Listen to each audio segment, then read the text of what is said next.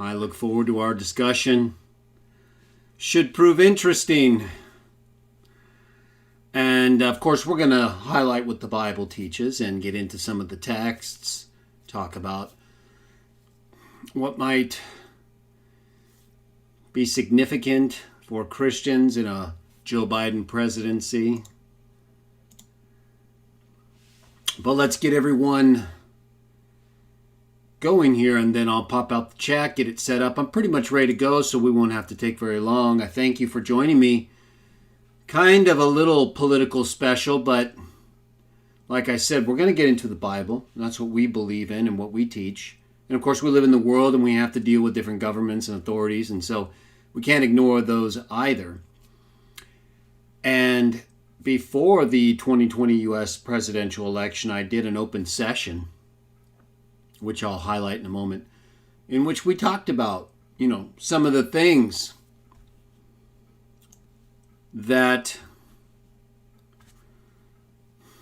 relate to Biden and Obama and their friendship bracelet, right? Some of the symbols that they chose to represent the things that are meaningful to them, that they both understand and recognize as binding them in friendship.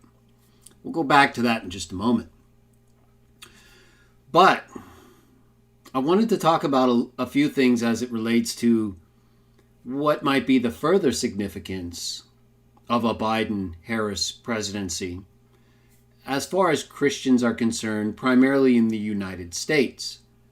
And what kind of impact can we expect from that, if any, different from, say, under President Trump? So we're going to get into that here in just a moment. Let me go ahead and just put a couple things in the right spot, and then we will be all set. Okay. We got the bracelet right there. Hello, Betsy. Yes, good to see you again. It's good to be back doing some videos. I almost did a video the other day. I was going to do another video. I'm going to redo my video on gaslighting because the sound was really bad. And it's just hard to listen to when the sound doesn't set right. I've had some issues with the mic. And I think it's working okay now. It's still kind of off and on, but I have it set fairly reliably now. So I'm going to redo that gaslighting video. Do it better. Sound will be better. And I've come up with a few additional points that I want to highlight. We'll be getting back to some date text soon. I will be doing another video tomorrow or Sunday, maybe both. Right, we've got the Bible and the Trinity and conflict stuff. Lots of stuff. I've got 3 garbage dumps that I'm going to be presenting in the near future. I'll go ahead and tell you which ones they're going to be. I'm going to do 3 garbage dumps. I'm going to do one on Birds of Prey, that terrible Harley Quinn movie. There's a scene, well, I'll save that for the garbage dump. Then I'm going to do Ghostbusters 2016.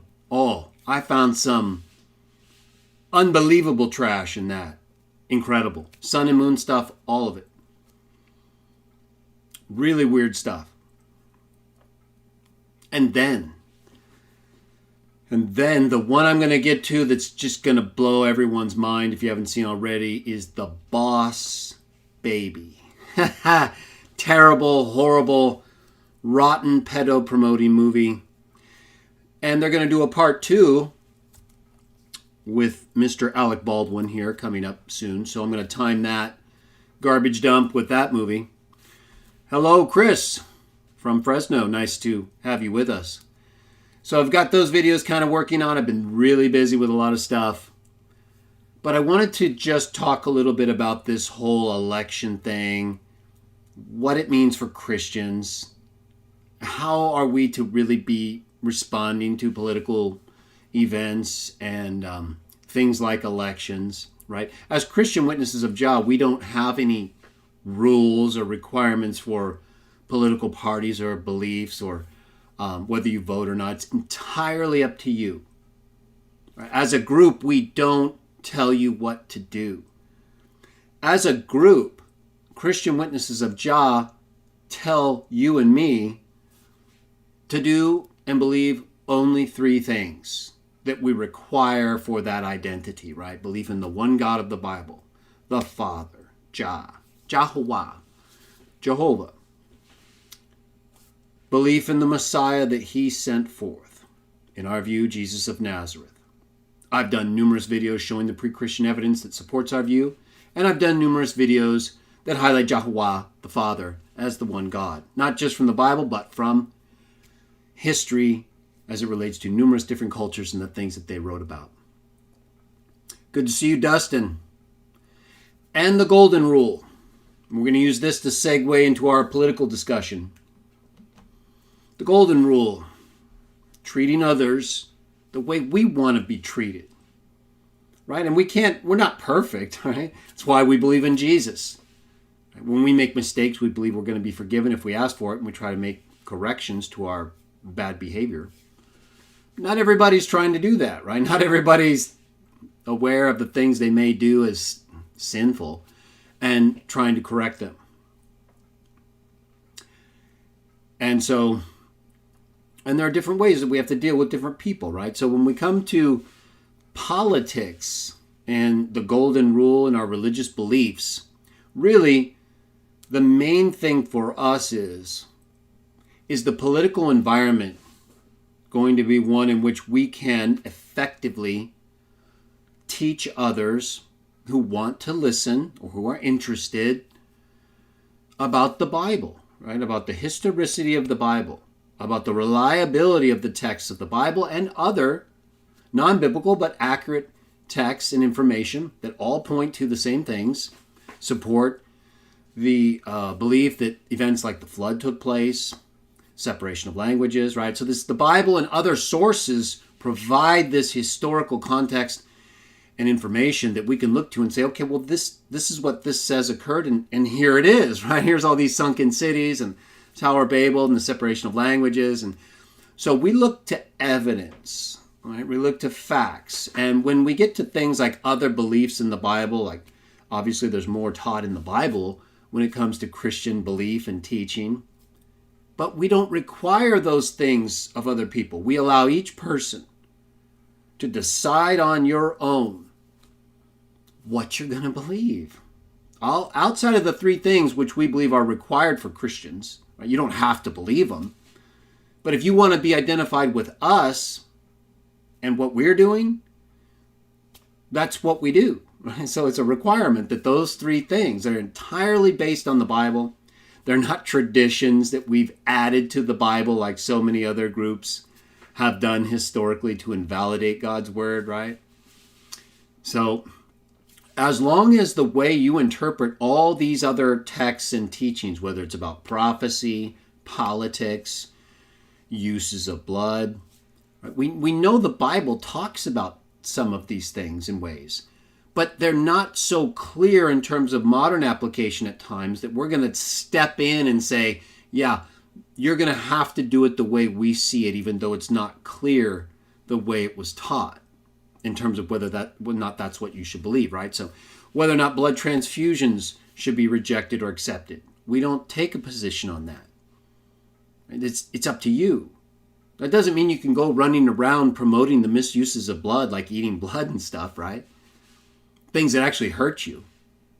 But there are other uses of blood, not as a food, that don't quite clearly fall in line with the biblical prohibition, and that don't really hurt you in the ways that eating blood could. So we leave it to each person to decide. We don't say it's right or wrong because it's not clear to us. What is clear to us is that there's one God, the Father, Jah, and that he sent the Messiah, his son from heaven, to provide a ransom to release us from the condition we're in from our first parents, Adam and Eve, and then the golden rule. So we try to keep it simple in that way. And so now when we bring up politics, it's kind of the same thing, right? So we have the things like the blood issue, we have prophecies, right? Chronology, a lot of stuff like that taught in the Bible. But the Bible also tells us we don't need anything to be written to us about those things. In relation to the prohibition about eating blood, it says in those same decrees that the apostles at that time added no further burden. right? So we're not going to even begin the process of adding more by trying to interpret things that they prohibited at that time and claim that what they were saying there applies to what we're saying now. If it doesn't clearly match what they prohibited for the reasons they did at that time, you're going to decide. You're going to be the one who receives the benefits or the consequences and ultimately the judgment or approval by Jah. And so it's the same when it comes to things like politics. Right now, in the same way that we wouldn't approve or just let someone run around and be speaking inappropriately about blood and eating blood just because we allow the freedom to choose how you're going to use it medically or otherwise, right? Storing it, testing it, other than putting it back on the ground like some texts indicate for the removal of animal blood.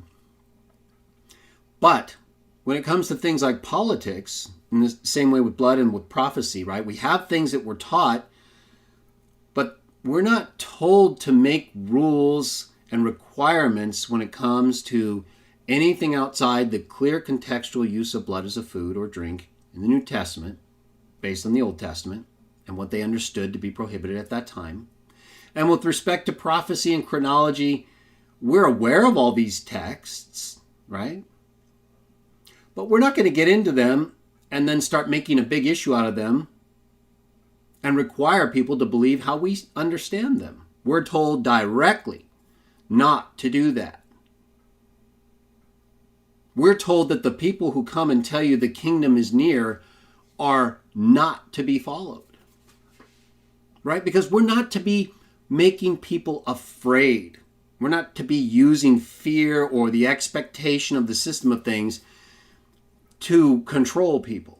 We're trying to persuade them with the facts as it relates to God, the Messiah, and how we should treat each other. And so oftentimes we will encounter groups that will take these issues to an extreme.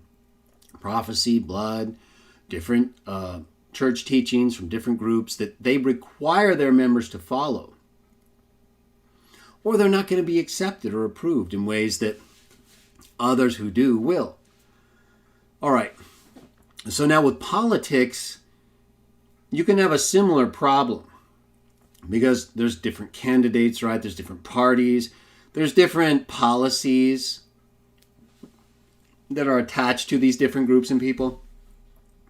So if as a group, Christian Witnesses of Jah, we go around promoting different figures, whether it's Donald Trump, Joe Biden, we're going to make it more difficult for people who would otherwise believe in the one God the Father, the Messiah, and the Golden Rule. We're going to make it more difficult for them to come together under that banner if we make issues out of anything else, whether it's blood, prophecy, politics, you name it.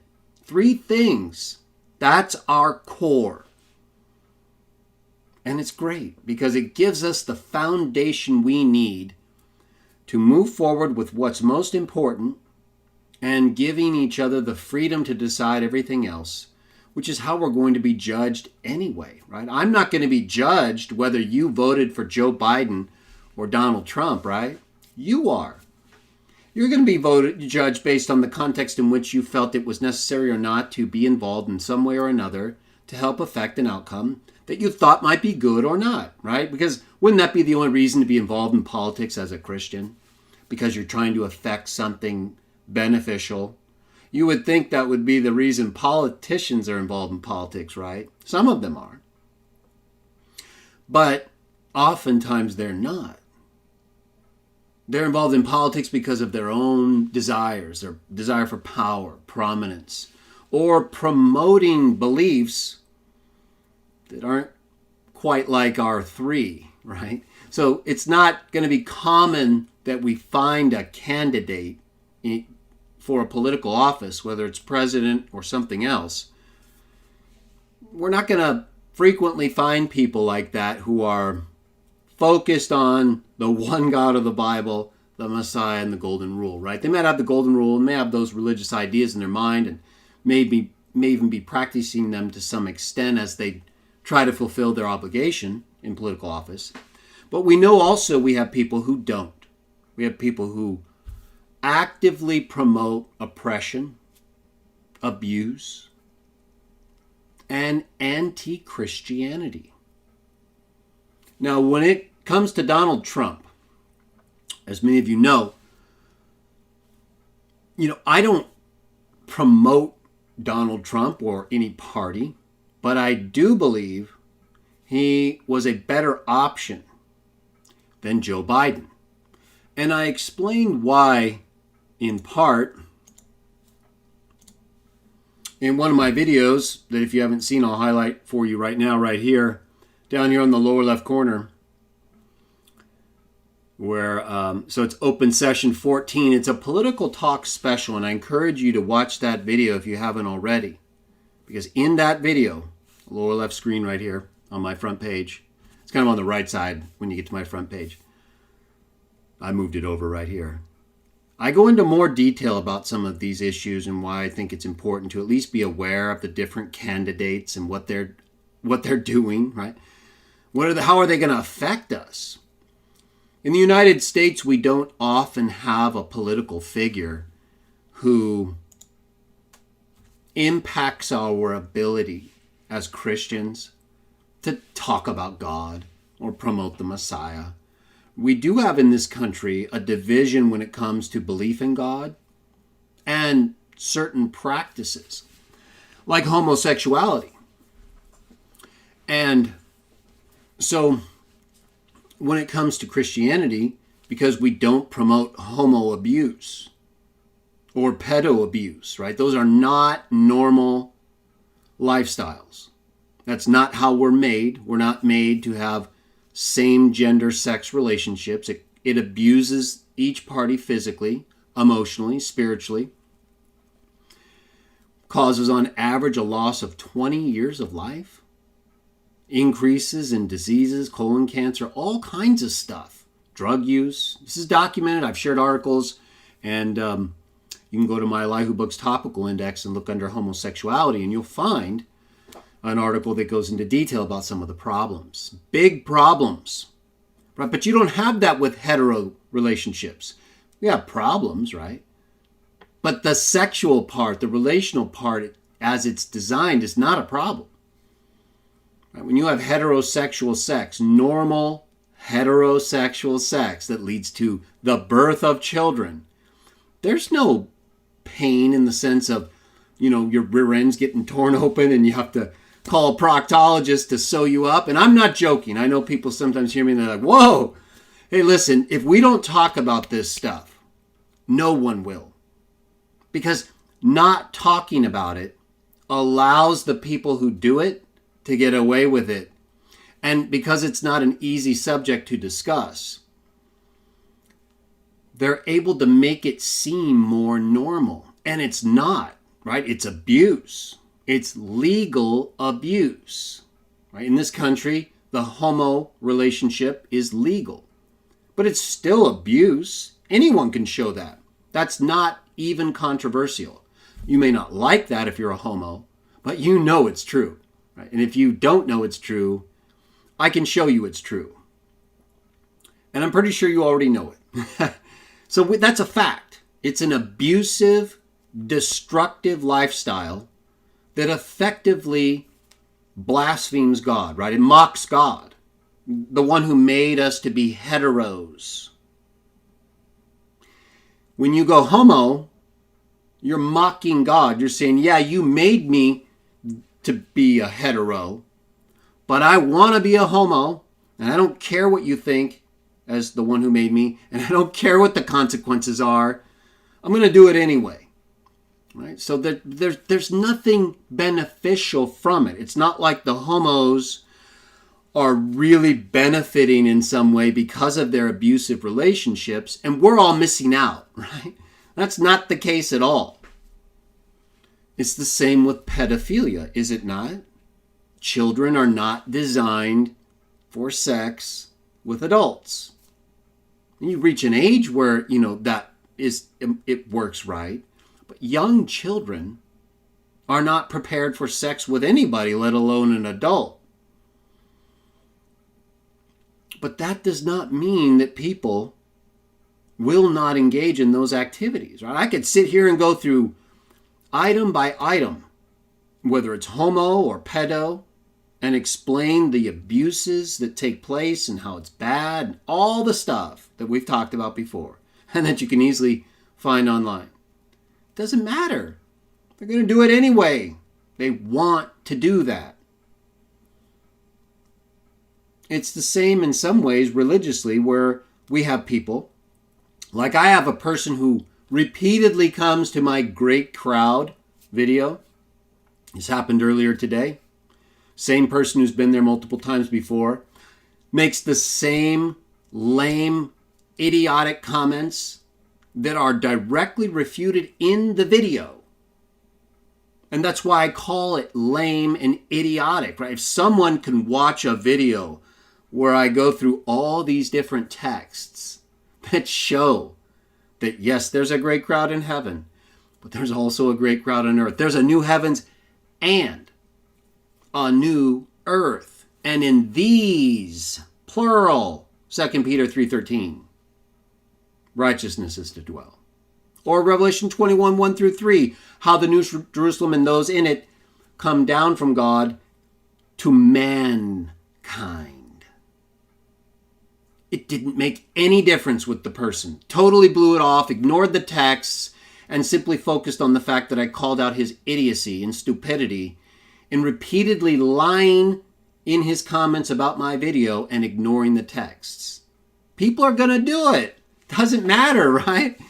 We could do videos on any subject and we're going to have people, more or less, no matter how persuasive we are, reject what we say, reject the text. So it's not just the non-religious people. It's not just homos and pedos who can clearly see they're abusing themselves or other people and calling it love. There's no love in abuse, all right? No love in getting your rear end ripped open just so you can simulate a sex act and ejaculate in a way that you could do without the abuse on your own or with another person, hetero. They don't want to. They want the abuse. That is why they choose it. It's the same with people who refuse to accept texts that are clear and then just repeatedly make stupid comments against what is clear. And so it becomes a question of how much we want to engage and get involved with people like that, right? How much do you want to get involved with people who, like Catholics, surround themselves with idols? They're swimming in idols on their clothes, on their accoutrements, all in their churches and everywhere. I mean, I don't know how you could read John's letters and be comfortable around idols. They are. Okay, so it doesn't matter what the text says. They're going to do it anyway. So when I talk about things like politics and certain practices that these politicians are going to promote or may promote or that we may experience more of, where it concerns people like Joe Biden versus Donald Trump, right? So with Donald Trump in these last 4 years, we didn't get a whole lot of homo stuff, right? It's not like he's morally perfect or anything. None of us are. But I didn't hear, and tell me if you did, Donald Trump promoting anything like homo or pedo. I mean, he's tolerant of homo in some ways. And he certainly tried to make changes in the military in terms of transgender stuff and things that are totally debilitating to the military and nonsensical when it comes to the purpose for going to the military. But overall, I didn't hear any promotion of these abusive practices. I didn't hear any anti-Christianity. I didn't see any attempts to try to oppress people. No wars. Right? A couple missiles just in response to different things that were happening, but no wars. He got along with North Korea. Before that, the Obama-Biden administration was about to go to war with North Korea. And now Donald Trump comes in and he's shaking his hand, visiting the dividing line between the North and the South and meeting with Kim Jong-un. I mean, these are massive policy differences, right? That clearly speak of a different ideal for the world.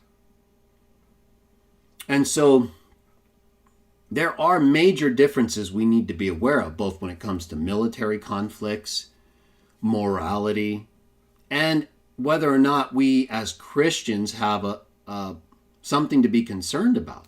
So I didn't get that feeling at all really under Donald Trump. I saw a lot of problems and issues under Obama and Biden. In fact, Obama, he lied all the time, from getting to keep your doctor with his Obamacare to pretty much everything he said was a lie when it came to how he viewed the Constitution, which he never really followed. Or, he's not a guy who follows the Constitution, but he spoke as if he did. So he was like a double speaker. There are numerous examples. So now we have Biden back, pretty much. Most likely after the ruling by SCOTUS today, Supreme Court of the United States, not taking up the case from Texas about the constitutional issues that came into play when certain states changed their voting laws without going through their legislatures, which is basically what was involved in that case. There are other cases, there are other issues. We all saw the fraud in Georgia, right? You'd have to be blind not to see that. The video shows very clearly. The media totally covered it up. Facebook lied about its fact checkers and put on my video. I'm going to get to this really soon. I'm going to put up a brief video that just exposes Facebook's use of false fact checkers to support fake news. Right? So I posted a video by Tim Pool that talked about some of the fraud in Georgia and how the Republican observers were told to leave. The video shows the lady in blonde braids going right up, telling everybody, making an announcement, they're going to stop counting. They all pack up and leave. And then as soon as everybody left, they pulled those ballots under the big black table, right? We all saw that. And then the election official lied about the times. You can compare the date stamps on the video with what he was saying. He got caught. He's going to probably be prosecuted. It's not likely enough to make a difference at this point, but the fraud is obvious, and it's depressing, right? To see people lie, openly attempt to steal, undermine people's ability to participate in a process that's supposed to be fair. So we're dealing with a lot of liars, cheaters, people willing to do things for power and prominence, all so that individuals they support can get elected. So the people who were committing fraud in Georgia and in these other states, why were they doing that for Biden? Why do we not have people on video like we have in the Georgia matter committing fraud for Trump? Why didn't we have anything like that? There's not one story that I'm aware of in any way close to the level of fraud that the Democrats showed in this election related to Donald Trump. Nothing. Because Republicans more so than not are of the religious type, right? They're going to be Catholics, Protestants, Mormons, and others, and non-religious types too. But they just don't tend to get involved in that level of deception. There's kind of an overriding belief on the conservative side that if you do things right, the right things will happen. That doesn't mean every conservative is a good person or doesn't do things that are wrong, but the majority. That's why I say there's not one example I'm aware of anything like what we saw in Georgia. Wow. Thousands of ballots being put into the machine after they stopped, right? When they were all without the observers. And then they reran the ballots and you had the huge spike, right? That favored only Biden. So, I mean, it's so obvious. You can't deny it. Well, you can, but then it's just like with the whole homo thing, right? You're just denying the obvious abuse. But that doesn't mean we have to deny it. So it's very important for us as Christians or as conservatives, if that's what you are, and you kind of support a group more like Donald Trump because of the things I'm talking about, right? And the Democrat side, obviously, their main positions: sodomy, abortion, and breaking U.S. laws, mostly in relation to immigration, but also in all kinds of other stuff, right? I mean, they're so far gone at this point as it relates to the whole COVID matter, these riots. They just don't appear to have a very strong moral anchor. And if so, what is it? They're not promoting Christianity or even a version of it. They'll sometimes talk about being Christian or the Bible. They never really promote it, though. Not like the Republicans or conservatives. There's a major difference when it comes to that. And so it's easy to see why anyone with a genuine interest in Christianity, Judeo-Christianity, would tend to favor the conservative or Republican Party in the United States, because the Democrat Party just doesn't line up morally or principally with Christianity. In fact, it's really directly opposed to it in its promotion of things that mock God, like homosexuality, and that, of course, destroy human rear-end functionality and the lives of the people involved. And with Lesbos, of course, you have all kinds of other problems that I'm not going to get into right now. But these are the most unhealthy relationships on the planet next to pedo. And that's what they promote. Let's show that even more so. Because as I've talked about before, where it concerned Biden and Obama, before I get into the biblical text and how we as Christians need to act, even under Biden, even under Obama, any president, let's just remind ourselves of who we're talking about. So, as I discussed in my Open Session 14 video, when I showed you there, this is the friendship bracelet.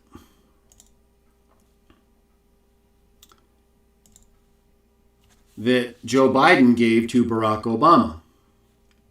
And if you look here, so here's like the posting of the bracelet from Joe Biden. Looks like his Twitter feed. Happy Best Friends Day to my friend, Barack Obama. If you look at the bracelet, again, I talk about this more in Open Session 14. What do you see? This is from Joe Biden, our now most likely next president, to our second to last president for 8 years, Barack Obama, a closet homosexual who is so ashamed of his homoness, he isn't honest about it, right? You have to actually see his behavior in the photos and different things to show he's clearly a homosexual.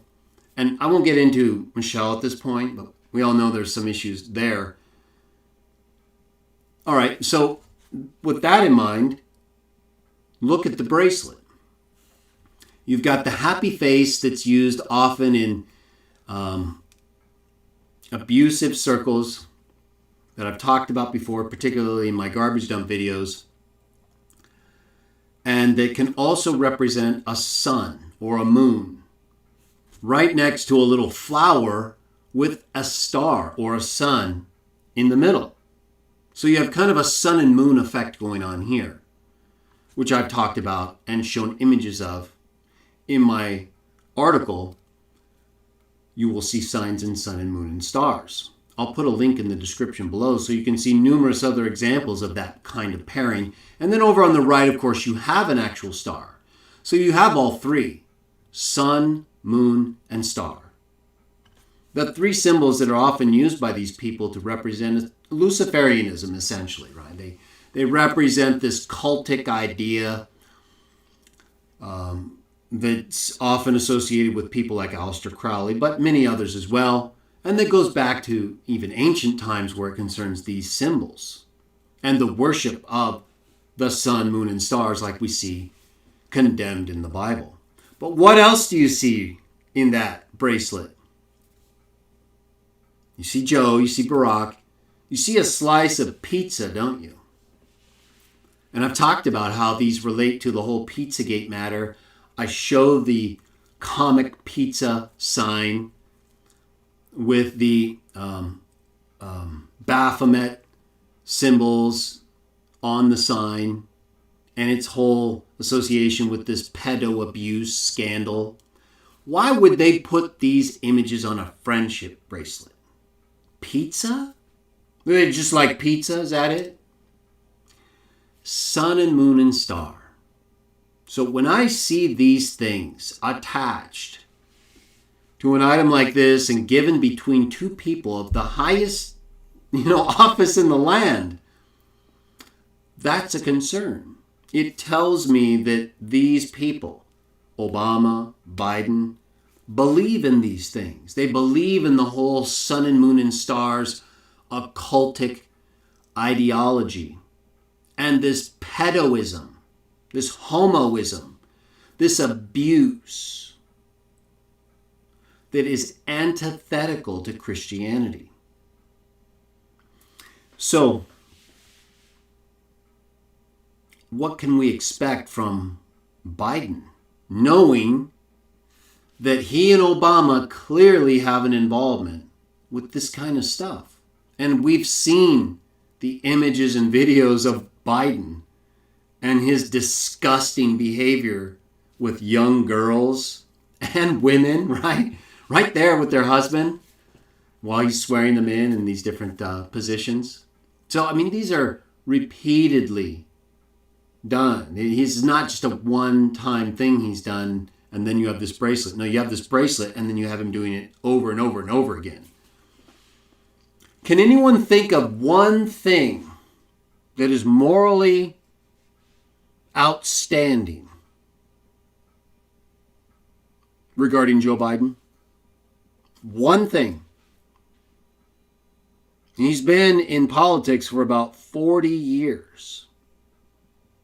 Can anyone name one thing Joe Biden has done that is morally outstanding in any way? Just one. I'm sure there's something maybe we can find in his, political career. He certainly didn't do a good job with Hunter, did he? It looks like he was involved in helping Hunter avoid taxes and cozy up with the Chinese and others by taking him to China on Air Force Two when Hunter Biden doesn't know what he's doing. Right? That's obvious. He has no experience to be in any of these positions making millions of dollars from China or the Ukraine. The media totally covered all that up. They totally covered up the investigation we now know has been going on since last spring regarding him being investigated. The son of the incoming president of the United States under investigation for tax fraud and other problems. So Joe Biden, the father of Hunter, is going to be the moral example and leader of the United States and the world? That's not going to happen, right? He can't. He doesn't have that moral authority. He's just a guy who got elected through a disputed process that is filled with obvious fraud. And he's being protected by the lying, disgusting media in this country. I mentioned Facebook earlier, right? And how they lied to protect not only Hunter Biden, them and Twitter and other media groups by suppressing that story. But when it comes to the Georgia election fraud, while that was being uncovered, and the claim was made that Republican observers were told to leave, which they were. You can see it on the video, and they signed affidavits stating that. I promoted a Tim Pool video, like I mentioned, that had that information in it. And Facebook attached this ridiculous notice that said my post contained false information because there were no Republican observers who were asked to leave or who signed affidavits. That's a lie. So Facebook utilized lying fact checkers, right? If you're fact checkers, it's just another source, right? It's just fake news, citing fake news and trying to reject real news. That's how bad it is right now. That's how important it is for us to be aware of what's going on. Because they're lying to us. They're actively engaging in suppression of information that we should know about when it comes to people who are going to be elected to this high of an office and have this much influence over different things. Suppressing information so that their person with all these problems gets elected, and the guy that doesn't have all these problems, he's not perfect, right? No one is. He's not this flawed. He's not making friendship bracelets with a closet homosexual about the sun, moon, and stars occult symbols and pedo pizza. Right? So we've got a little more confidence in Donald Trump in that regard. And quite honestly, Donald Trump, even though he doesn't strike me as the most religious person, I don't know him that well though, spoke about God and the Bible and even Jesus more times than I've ever heard Joe Biden do in the time I've been alive, and that covers his entire 40 years. I'm 48, so I was pretty young when he started, but still, I don't think I've ever heard Joe Biden talk about Jesus or the Bible in meaningful ways. So there's a big difference when it comes to these two people. Now, it's not such a big difference that we as Christians shouldn't support the laws of the country in which we live, including the United States, including with a President Joe Biden. Doesn't matter if he's a homo or pedo supporter. Homo is legal, right? So we may realize homo is abusive, right? It's the worst, one of the worst lifestyles you could choose. There's really nothing good about it at all. And if you think there is, put it in the comments. I want to know, because I want to give homos their due. I want to make sure that you homos have a chance to represent what you believe is so good about your abuse. I don't see it, and I see all the abuse. Same with pedo, right? And so when you have people like Obama and Biden who are pedo-friendly people, homo-friendly people, seemingly anti-Christian people, we can't just ignore that either. And so while in this country we're used to certain liberties and freedoms, they can be affected. They can be taken away. Right? And you've got Kamala Harris waiting in the wings. Same question. Name one thing. One thing Kamala Harris has done of moral value. Ever. Because I can tell you right now in California, where she served prior to becoming involved with Biden as the vice presidential candidate, she was disliked by everybody. She was one of the worst politicians this state has ever had. She had to leave the Democratic primaries because she was so low on their own scale, she had no chance. She had to bail out before they even had the primary vote. And then they threw her into the ticket with Biden. Why? Because they can control her. Just like they can control Biden. You don't think with Hunter Biden and Biden's own association with Obama and all these pedo and homo activities is controllable? You know how much dirt they probably have on Joe Biden and Hunter Biden? I mean, look at all that we know right now. But they weren't able to control Trump. Right? They pulled out everything, right? They impeached him in the House.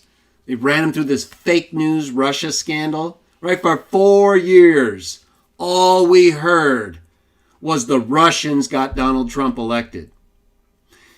After this election, for less than a month, with genuine elements of contest and fraud, constitutional issues, we were practically banned, or our videos were banned and certainly flagged and notices put up by Facebook, Twitter, YouTube, if you even questioned it, right? And now YouTube will take down videos and eventually give you a strike for them if you question this election, if you suggest that fraud affected the outcome. I haven't done that.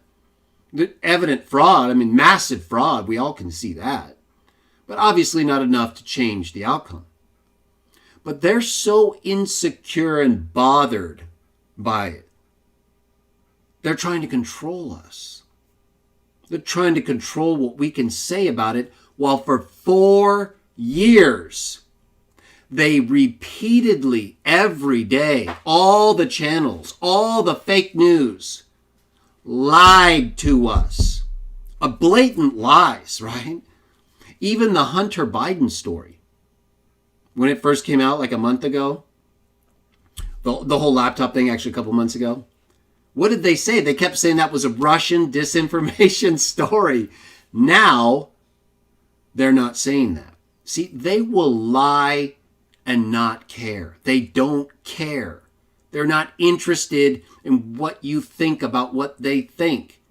They only want us to think the way they think. And that's it. They don't care if you have good reasons to reject homo abuse. They don't care if you have good reasons to question this election. Now, if they have reasons to question our hetero-ness, they do. They openly try to mock it all the time by claiming there's more than 2 genders, which there's not. By claiming that women are just the same as men. They're not. And we're not the same as women. That's the whole point of hetero. So we're dealing with a bunch of immoral liars who are in very high political positions and who control all these fake news and other platforms like YouTube that, while they're not obviously a fake news group, they promote fake news. Like with Facebook, they'll actually attach fake news to support fake news against your real news. So you can't even put out certain truths with regard to things like the Georgia election fraud without them jumping in and diluting everyone's ability to see what's going on. It's very difficult to know what's happening when people are actively trying to suppress information like that. So what are we to do now that we're going to have the Biden-Harris team, which effectively is the whole Obama group again? That whole, everything that happened under Obama is probably going to happen again. So you know how, and this includes a lot of weird stuff. Like, you know how you had that one group of U.S. military personnel be captured by Iran, kind of held hostage and mocked. And then Obama gave just $1 billion or more in cash to Iran. That to me was a setup, right? That to me was the corrupt Obama administration with Brennan and all those despicable people setting up our own military to be captured by Iran so that they could put on this big display of humiliation. That's how far these people will go to try to change the power structure. They'll humiliate themselves, right? If you're homo, you're already humiliating yourself on a regular basis, right? If you're misusing your body and damaging someone else's body at the same time, that's a humiliation. I'm sorry. It's embarrassing. You get to do it, but it's embarrassing. Just like pedo's a humiliation and embarrassing. They both mock God. Abortion, disgusting on every level, right? Except for maybe a few circumstances where it's unique in terms of the aspects of survival and potential rape and stuff. But like, just if you're just having sex and then turning around and having abortions as a form of birth control, you're done, right? You've quit. You've quit as a woman on your primary function in life, and that is to reproduce. You've allowed a doctor to go into your body and crack open your unborn baby's head and suck it out with a vacuum. You're finished. Okay? That's like the farthest extreme of immorality you could find. Killing an unborn child being protected in your own body. Right? I mean, they're killing each other's rear ends and calling it love. Are they calling it love when they kill the child inside the woman? Probably, right? Love for the woman. Certainly not love for the child. So we've got some really disgusting people with beliefs and practices that are legal, right? We can't physically stop them like we could if we saw someone murdering someone, right? That's not legal. So we can stop them. We can't stop two homos from quarterback sacking their rear ends. We can't stop a woman from having an abortion. So we shouldn't, that's not our job. Our job is to teach the truth and to try to support those who support the truth and who don't support abuse. Now, we're not always going to have the people we want in positions of power. In fact, we rarely probably do. So let's take a look at what the Bible tells us when it comes to how we should respond to human authorities. And we need to understand that regardless of how strongly we feel about things like homo abuse, abortion, right, all this stuff we see with the sun and moon and stars and Pizzagate and all these terrible policies and practices that these Democrats are promoting, we can't let that cause us to fall out of favor with God. He sees what they're doing. They're not going to get away with it. Even if they end up damaging and destroying people, they're going to come back and the ones causing the destruction will be gone. And they're going to get punished by the one who knows how to punish better than anyone. Remember what Jesus said? I'll tell you who you should fear. He knew. He knows. And it's going to be bad for them. So let them go. Unless we can stop something that's obviously abuse and within our control. Romans 13. Right now, keep in mind, this is back in the first century about Rome, right? The dominant world power. And let's take a look at a couple texts and see what the application might be today. Romans 13, verse 1. Let every soul be in subjection to the superior authorities, for there is no authority except by God. The existing authorities stand placed in their relative positions by God. Therefore, he who opposes the authority has taken a stand against the arrangement of God.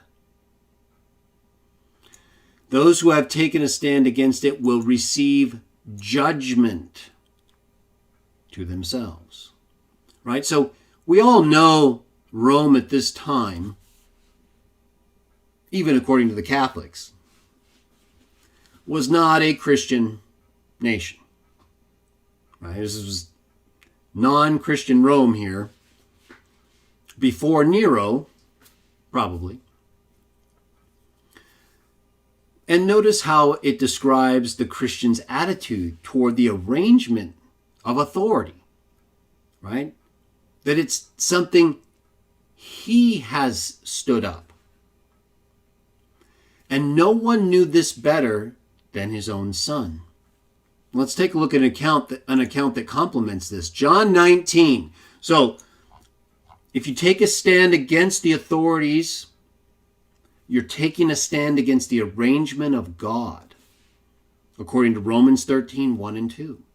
So, just because we have Joe Biden and Kamala Harris, and they're pretty much antithetical to Christian beliefs and practices, we are not allowed to stand against them, right? We can oppose their policies and practices. We don't have to support that. But the text was very clear, was it not? We'll go back to it in a moment. We are not to oppose the arrangement of God. But that doesn't mean we have to support them in everything they do. It didn't say that, right? It didn't say you have to support the arrangement of God. It said not to take a stand against the arrangement of God. And there's a good reason. John 19. Let's take a look. So as we can see here, In John 19, the Jews tell him that they have a law and they want to obviously have Pilate condemn Jesus to death. And then it says in John 19:8 that when Pilate heard that from the Jews, he became more afraid. He entered into the governor's palace again and he said to Jesus, "Where are you from?" But Jesus gave him no answer. Right? So we're not required to answer everything these authorities ask us. That doesn't mean we want to be evasive and obviously unhelpful, but we also need to be cautious about what we say and to whom we tell things. So Pilate goes on in verse 10, "Are you not speaking with me? Do you not know that I have authority to release you and I have authority to impale you?" Verse 19, Jesus answered him, "You would have no authority at all against me unless it had been granted to you from above. This is why the man that handed me over to you has greater sin." So what's Jesus saying here? Do you think Jesus wants to be condemned? I mean, we already know he asked the Father to spare him from this, right? So he knows what he has to do, but he doesn't want to have to go through it. Who would? So we know Jesus knows he has to do it, but he doesn't want to do it because of how difficult it is, how disgracing it is. But he understood what? That it didn't really matter that the Jews and Pilate were the ones in control of him. They wouldn't have anything if Jehovah didn't allow it. Joe Biden would not have any authority if it was not allowed by God. You would have no authority unless it had been granted to you. You know how I often say that Jehovah allows things to occur or he causes them to occur. Which one is this? Is God causing the Jews and Pilate to wrongly condemn his son? Or is he allowing them to do it so they can be judged? I think it's pretty obvious, is it not? Jehovah will allow a person with authority to do something he doesn't want them to do so that they can be judged. This happens all the time. And so we should never think that anyone who's elected to an office is allowed to be in that office apart from Jehovah. Doesn't mean they're approved. It doesn't mean everything they do is good. It doesn't mean we're going to enjoy the time under that ruler or person with authority. It just means Jehovah is allowing it because he knows that's the time. That's the time to allow this to occur. Remember at times elsewhere in the New Testament when they came to seize Jesus, but they couldn't get a hold of him because his time had not yet arrived. Jehovah knows the time. He's aware of everything, and he's using all the different people who are alive at these different times to further his ways and bring about his ultimate purpose. Let's go back to Romans 13. So we also know, and that I'll just reference in the account where Jesus, when he was presented with the tax coin by the Jews who tried to trap him, to get him to be resistive to Caesar so they could take him to people like Pilate and say, hey, he doesn't want to pay the tax. All right? You start messing around with Rome's money, they're not going to be so nice. But Jesus didn't do that. So they had to lie about him. They couldn't just get him. In fact, it's right, well, Romans 13 talks about render all their duties, right? Him who calls for the tax, the tax. Him who calls for the tribute, the tribute. That's what Jesus showed us, did he not? By saying, show me the coin. Whose inscription is on that coin? Caesar. Okay, well then obviously it belongs to Caesar, right? Give him back his coin. Give him his taxes. We don't need it. Yeah, we do need money. More money can be better. And the idea of paying taxes to a corrupt government or one that's under rulers that are immoral, even anti-Christian, it's not a great thing. Guess what? The Romans were not Christians. Not here. And they were still God's arrangement. Because they're keeping order in ways that in a world that's filled with lies. Oh man. They keep order. They keep enough order and stability to allow us to proceed through this time so that we can live our life, be judged until the time when Jehovah changes things. And we get another time, a new age, where we won't have to deal with all these things. We're not in that age right now. And so while we're in this age as Christians, while we may want people who are more righteous, right, who are going to be more like the things we believe are correct, non-abusive, right? They're not going to openly promote things like homo. It's one thing to allow people, consenting adults, to abuse themselves. But to then take that abusive practice and promote it, right? Like show it in everything as if it's just some other lifestyle. No big deal, right? What's the problem? Have you checked your rear end? Have you actually sat down and analyzed the damage done in homo relationships? It's massive. They never talk about it, ever. So that's why I have to, right? That's why it sounds a little weird, but if we don't do it, no one will. And for those who are reading with me, I use my own translation. I'm very experienced with the Bible. I also use the NWT. I know not everyone uses it. I'm not a member of the Watchtower, but I'm very familiar with it, having been a member. So I use it because of convenience and familiarity. You can use whatever translation you want. They'll read pretty much the same in the text we're considering now.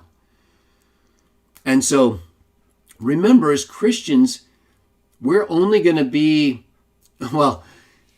if we allow ourselves to get divided too much over things like translations, obviously we don't want to use a bad translation, right? But I know this translation. I know the good and the bad, and I think it's actually much better than people believe, as I've stated.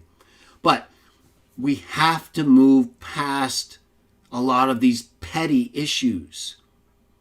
Our division has helped bring about these corrupt governments because the corrupt people can see we're not united enough to do anything about what they're doing. Look at what they got away with on the Georgia fraud. Look at how they work with foreign governments like China to allow the spread of this virus in ways that destroy the U.S. economy. I see someone in California here. I'm in California as well. It's insane, right? I mean, they are doing things that are so clearly more destructive than the fatality rate of this virus would justify. And they're not even consistent with it, hypocritically violating their own rules. So it's the height of hypocrisy and disgust. While at the same time, you've got people like Nancy Pelosi openly mocking people by going to a salon without a mask and walking around and doing all the things she tells us not to do, closing down businesses. Nancy Pelosi's out there promoting Jonathan Van Ness, right? One of the most disgusting human beings alive, openly mocking God with his homo abuse, and Nancy Pelosi allowing him to strut through the halls of Congress in a dress. Jonathan Van Ness. So we've got some really sick people who practice some really sick stuff, and they just throw them in our face like we're supposed to like this stuff. For what? Why would I like someone like Jonathan Van Ness, an abusive, abused person who mocks God, mocks our gender, and shows you exactly what you're not supposed to do? They promote it like, hey, it's great. Yeah, you're doing great, Jonathan. Try these heels on.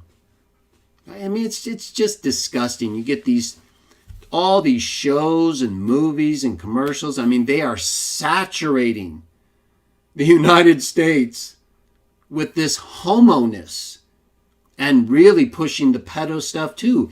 Cuties. I did a garbage dump on it. We all know about it. It's disgusting. Horrible in every way. Netflix put it out. Who works for Netflix? Obama. They're all promoting the same abusive policies and practices.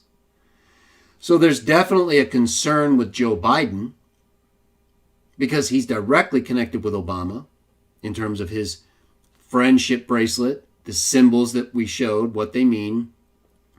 And then, of course, we know Joe Biden himself has been caught in numerous compromising positions with young girls and women. So we need to prepare for a higher level of immorality. I know it's bad already. It's going to get worse because that's who they are. And as Christians, we cannot openly rebel against them.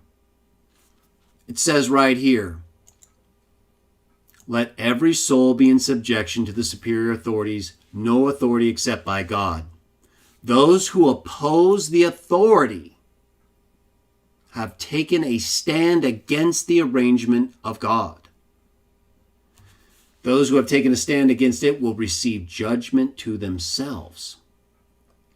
Now, and it says it's God's minister for your good. Would this apply during Nero? Right? Was Nero doing good? No, he was another abusive homo.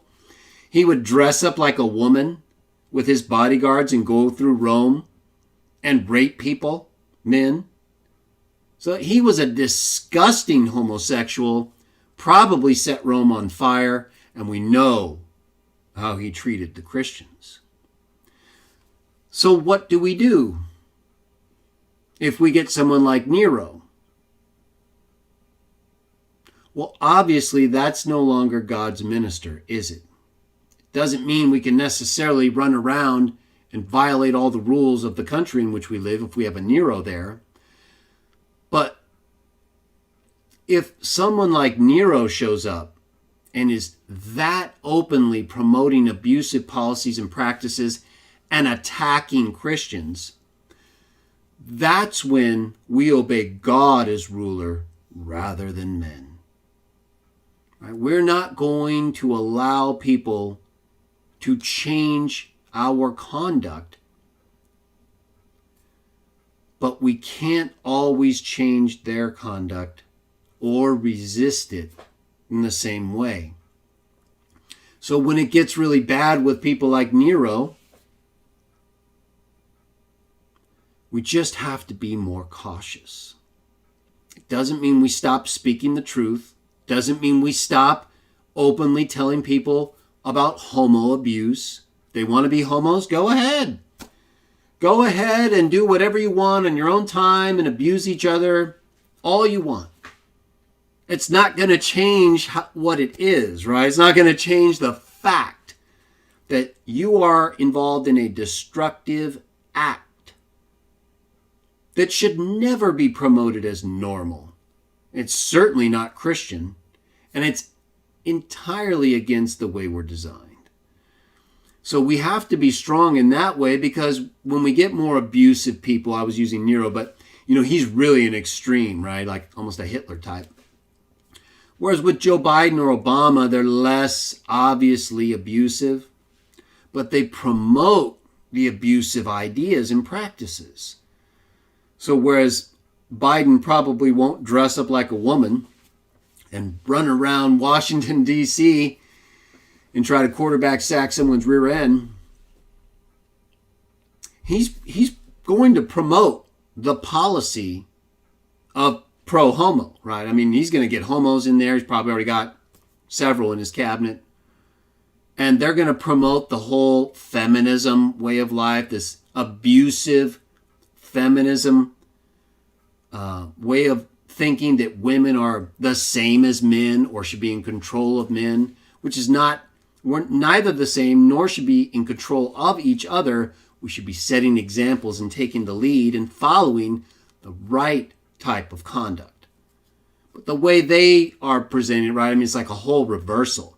It's like these women now in these movies just beating up these big men, these tiny women. They're really making a strong effort, and they have been for some time, to replace the role of men with women, thereby eliminating the role of the woman, you see?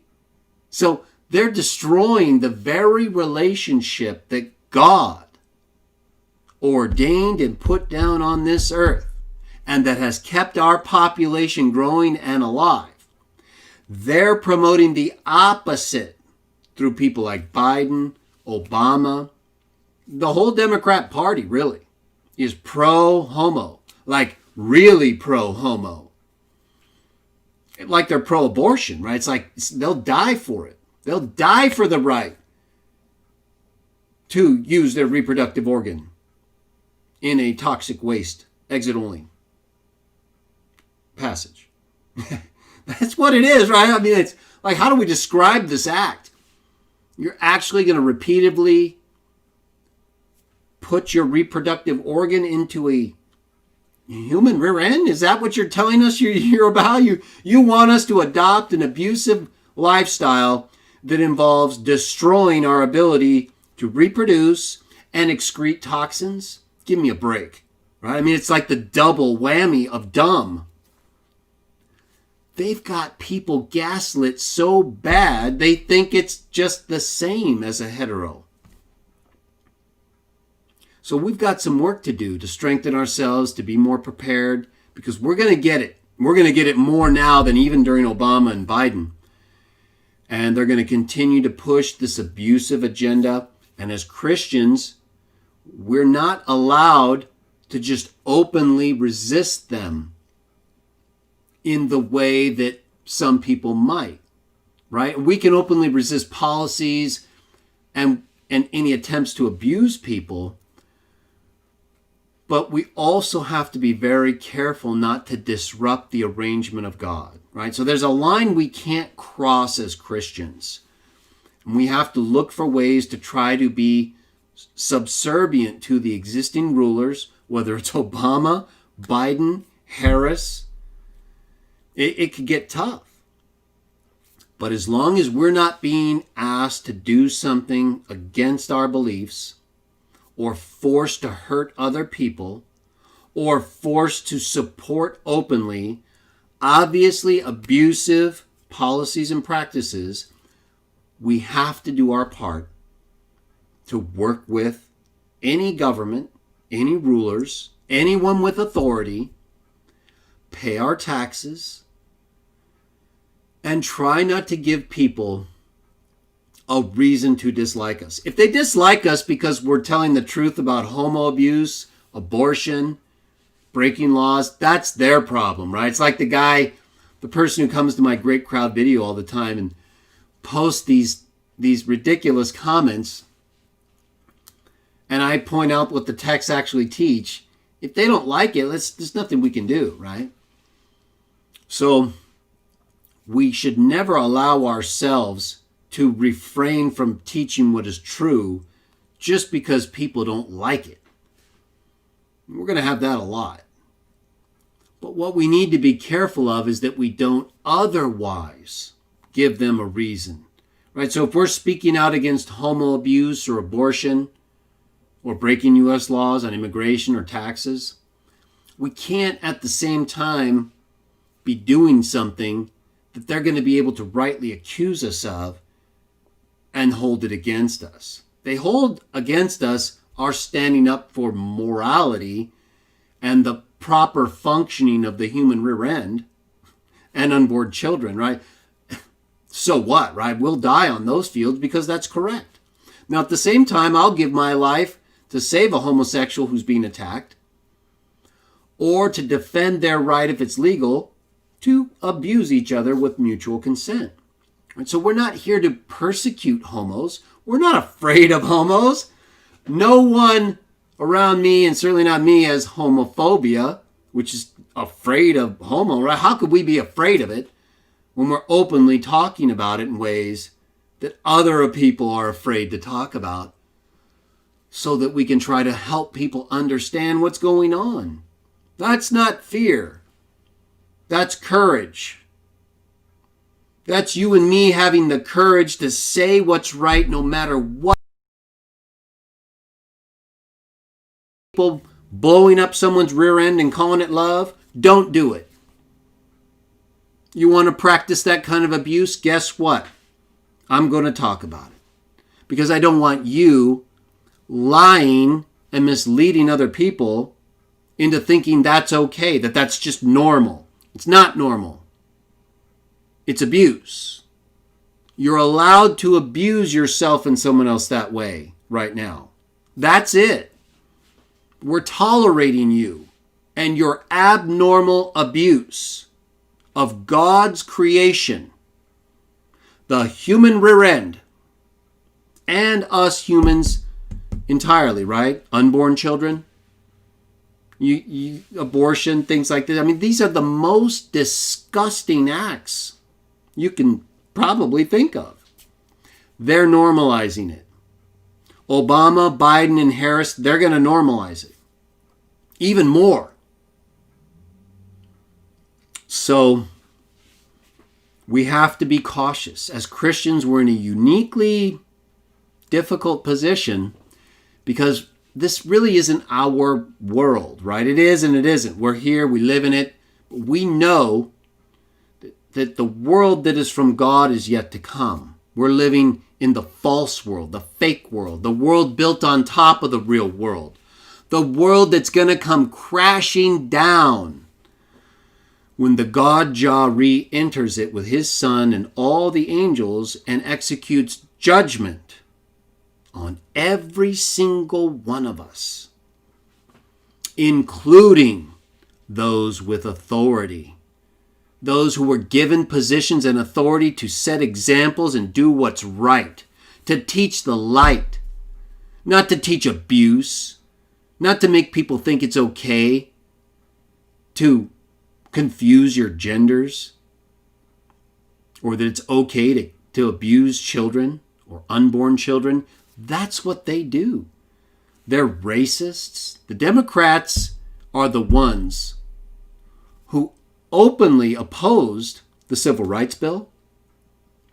The Democrats are the ones who were involved in the slaving of African Americans during the Civil War period.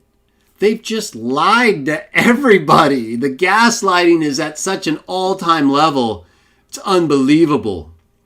And now they have all these fake news outlets like CNN, all of them. You know what? The only one that's starting to kind of be a little different right now, at least I've noticed in California, is ABC. You want to know why? Because of the way Gavin Newsom is destroying Disneyland. Right? Because Disney owns ABC, one of the major fake news groups. But it's funny when they start to get the short end of the stick from their own people. And Disneyland's getting hammered. I mean, destroyed, really, by Gavin Newsom and Nancy Pelosi. So they're kind of I've noticed a slight turn in NBC's news against certain Democrat things. It's still walking a fine line, right? Because they're still they're still heavily in it. And Disney, of course, is a major homo, pedo, Freemasonic group. But because they're being attacked by other Democrats who are in some sense even crazier, you can see these shifts in policies.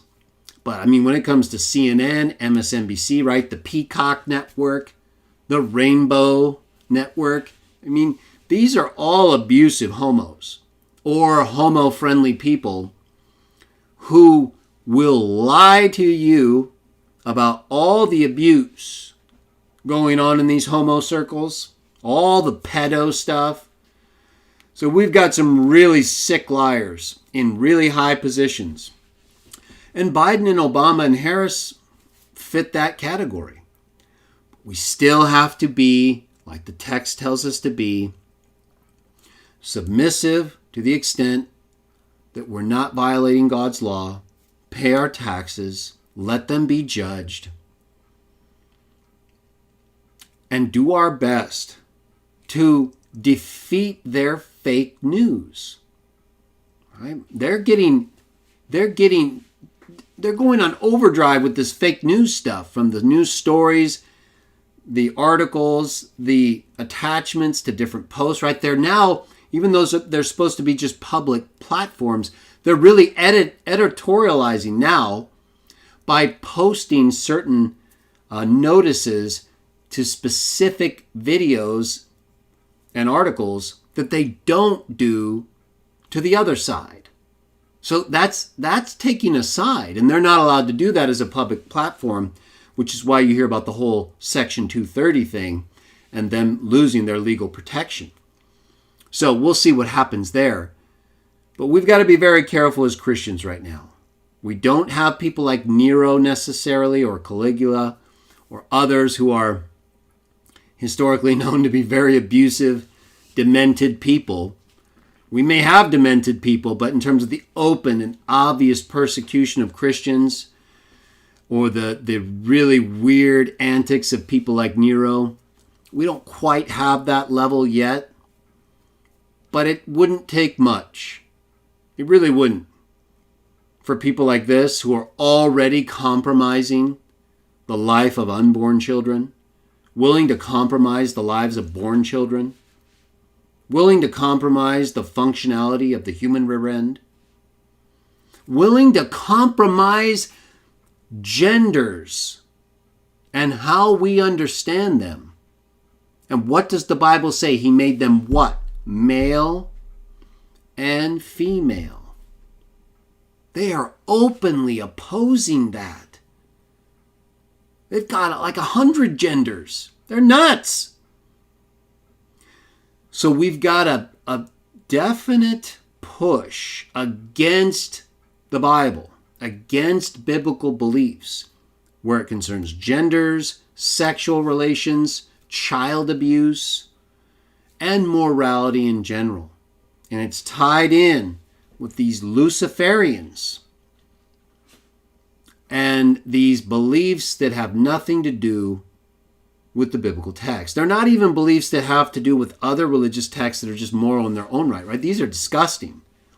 We've got some people that are really disgusting in authority. So we do need to be careful. Let's take a little bit closer look at the rest of Romans here. Verse 5, there is therefore compelling reason for you to be in subjection, not only account the wrath, but also account on your conscience. For that is why you are also paying taxes. They are God's public servants, constantly serving. Remember, this was before Nero, likely, in a way that, fit better in the sense that the society in which Paul was living at this time was more stable. It made more sense to be more subjective to the ones ruling at this time. And so while these texts do always apply, they don't always apply to the same extent if the ruler or person in authority is vastly different from what is described, right? If the person with authority is not acting as God's minister for our good, it says right here, keep doing good and you will have praise from it, for it is God's minister to you for your good. That was not the case with Nero or others.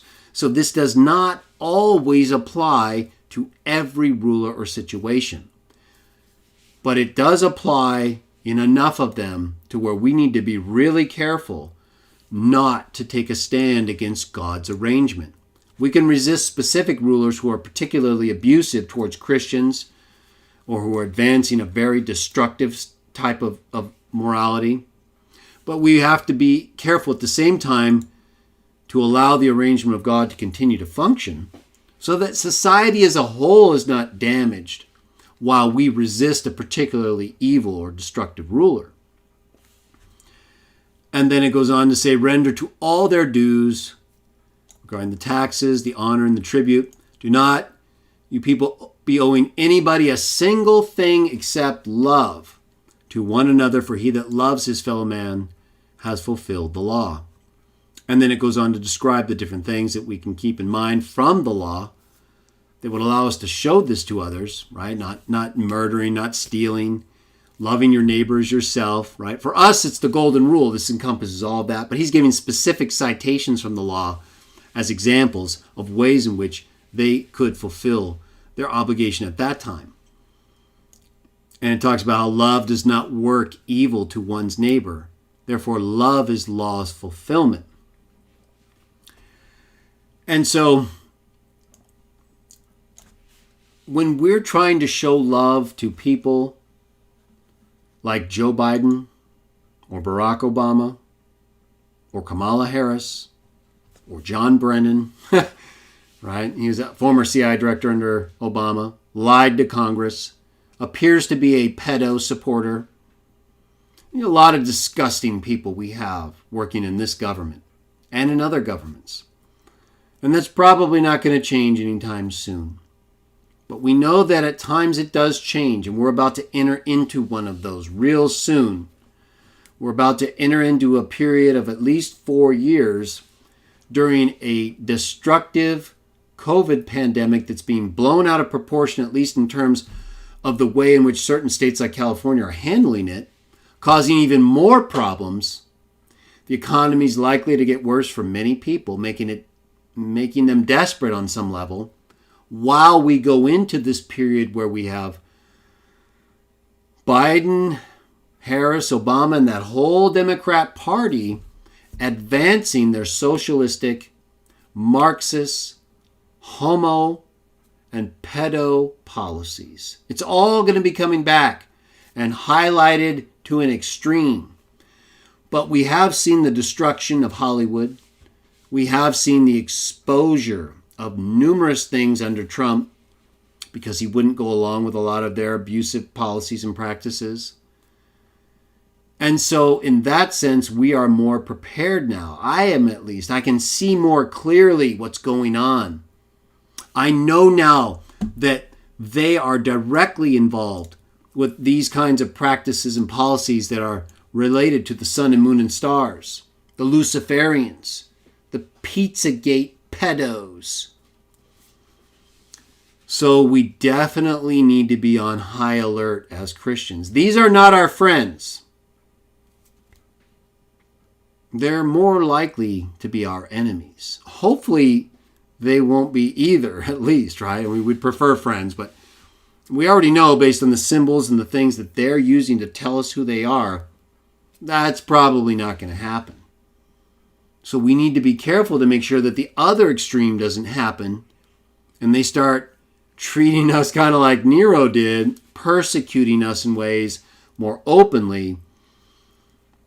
And if that takes place, we really need to take a stand, come together, and trust in Jah.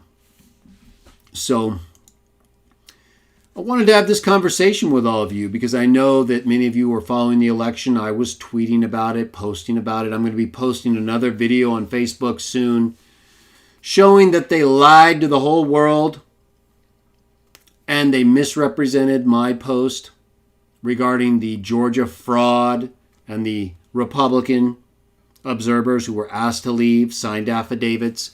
Their fake news, supporting Facebook's fake news, is a catastrophe. I mean, they're using lies to support lies. And If you ever had a doubt that this world was run by Satan the way the Bible describes, just ask yourself, why are all these lies everywhere and in everything? Are lies that important and popular to people? It seems like someone is promoting these lies. And I happen to think it's the father of the lies, because he uses lies to control people, to damage people, and to turn us away from Jah. I think the volume of lies and deception support the Bible's contention that the world is ruled influentially by the devil. That's why we see all this devilish behavior. And yet we know these things have happened in the past. They happened in Rome. They happened in other kingdoms. And our brothers and sisters, Jews and Christians and others, who stood with the law in their heart or with their faith and didn't give in to these various individuals and practices, represent an example for us to follow. So that no matter how difficult it gets today or in the future, if we do our part and we recognize, as Jesus did, that certain people have authority, but that they wouldn't have any authority if it wasn't given to them from above, if we remember that, then even when they're misusing that authority against us, we'll know that Jehovah is the one allowing it to happen for the purpose of a judgment that's ultimately going to result in our life and blessing.